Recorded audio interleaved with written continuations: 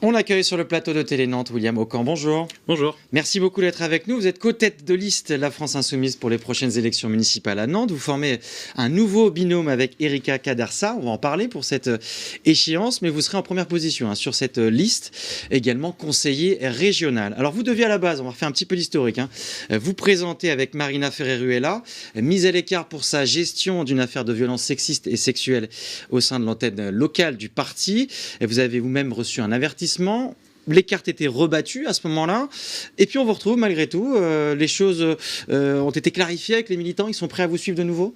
Alors déjà, je voulais vous dire bonsoir et surtout que Erika Cadarsa, oui, que je veux saluer aussi aujourd'hui, ouais, est donc ma co-tête de liste. C'est une activiste décoloniale et antiraciste et je suis très content de former un binôme avec elle aujourd'hui.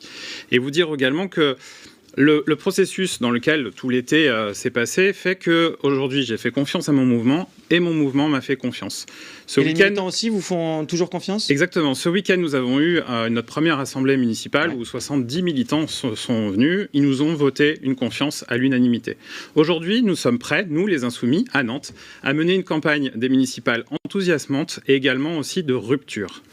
Erika Cadarsa, vous en avez un peu parlé, c'est une militante de 52 ans, effectivement. Pourquoi le comité électoral de la France Insoumise l'a-t-elle choisi?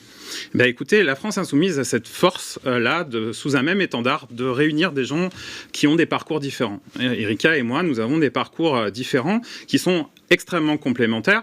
Je suis architecte, elle est activiste. Ouais. Et nous avons ensemble la mission de mener finalement un programme de rupture de 650 propositions, mais également le fait que cette diversité qu'on peut représenter déjà dans ce binôme fait que la liste derrière également sera une équipe diverse. C'est aussi dire responsable politique et personne de la société civile, c'est ça aussi l'idée de ce binôme? Le credo de la France Insoumise, ça a toujours été l'union populaire. Le fait est de regrouper ensemble des syndicalistes, des habitants des quartiers populaires ou des ingénieurs écologistes.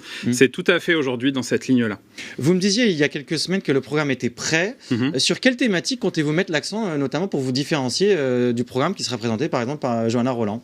Déjà nous, en faisant la grande enquête populaire, on est allé à la rencontre de plus d'1 millier d'habitants nantais qui nous ont dit un sentiment d'abandon, que le loyer était trop cher et qu'on étouffait en été.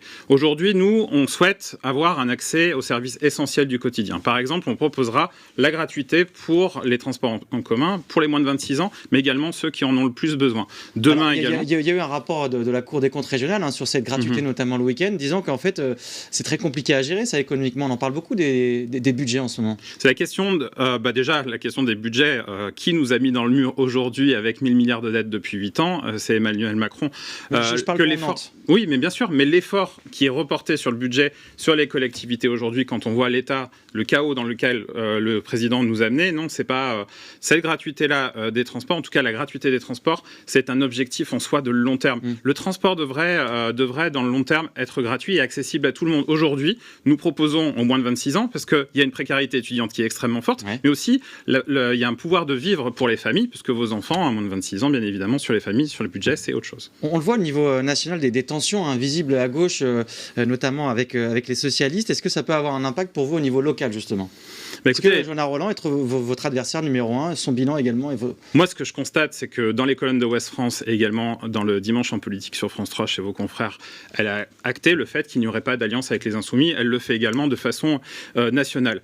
Moi, je les comprends. Nous avons 650 propositions. C'est ce qui explique l'ampleur de la tâche que nous avons à faire quand demain nous arriverons à la mairie.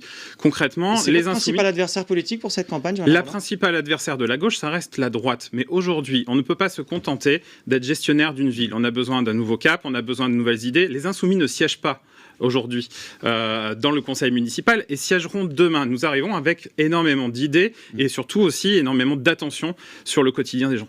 Pour ces élections municipales, on parle aussi beaucoup d'union à droite et évidemment à gauche.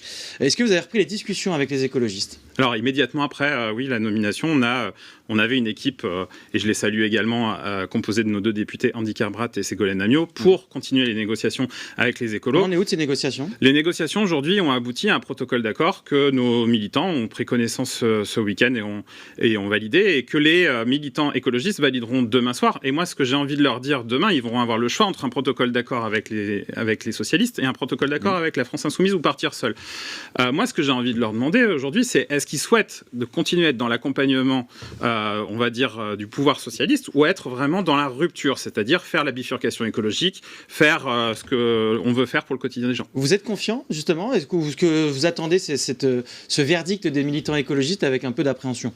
Non, avec beaucoup d'enthousiasme. Je pense qu'avec les écologistes, nous nous retrouvons sur le terrain des luttes très régulièrement, beaucoup plus régulièrement que les autres forces politiques. Demain, il y a possibilité dans cette ville d'avoir un programme écologiste et radical à la tête de cette ville, et c'est ce que nous nous employons de faire. Bien évidemment, si les écologistes ne souhaitent pas partir avec nous ou avec le PS, on partira seul. On est prêt à faire une liste. Bien évidemment, nous, on souhaite un programme de rupture. Ce que demain vont voir les écolos, c'est savoir s'ils veulent un programme de rupture aussi. Merci beaucoup, William Morand, d'avoir été avec nous sur Télé Nantes.